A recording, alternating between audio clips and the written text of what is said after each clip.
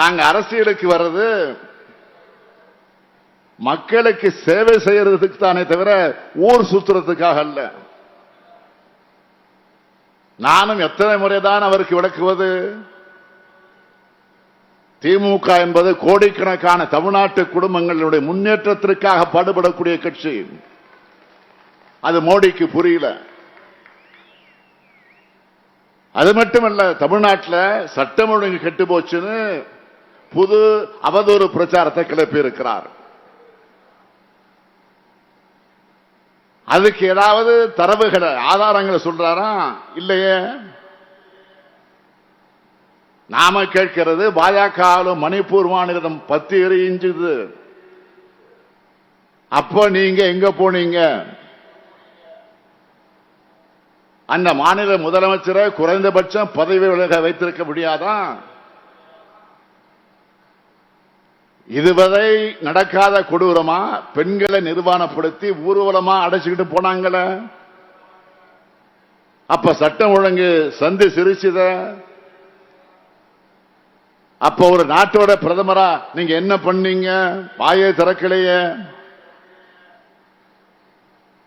பாஜக மாநிலங்களை மாதிரி சட்டம் ஒழுங்கு சீர்குலையாம சமூக நல்லிணக்கத்தோடு மக்கள் வாழுகிற அமைதியான தமிழ்நாட்டை உங்களுக்கு பிடிக்கலையா?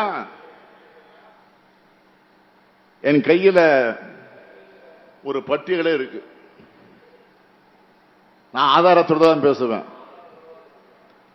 வாய்க்கு வந்தபடியெல்லாம் உளறிட்டு போக மாட்டேன். ஏனென்றால் நான் கலைஞருடைய மகன்.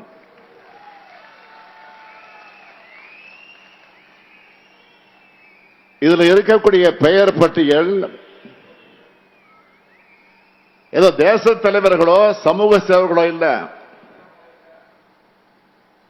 எல்லோரும் சட்டம் ஒழுங்க கெடுக்கிற ரவுடிகள்.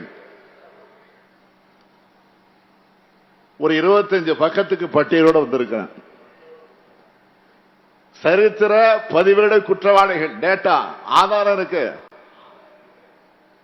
இது தவறுனா தயனை இருந்தா, தெம்பு இருந்தா, திராணி இருந்தா என்பது வழக்கு போடுங்க. நான் நீதிமன்றத்தில் சந்திக்க தயாராக இருக்கிறேன்.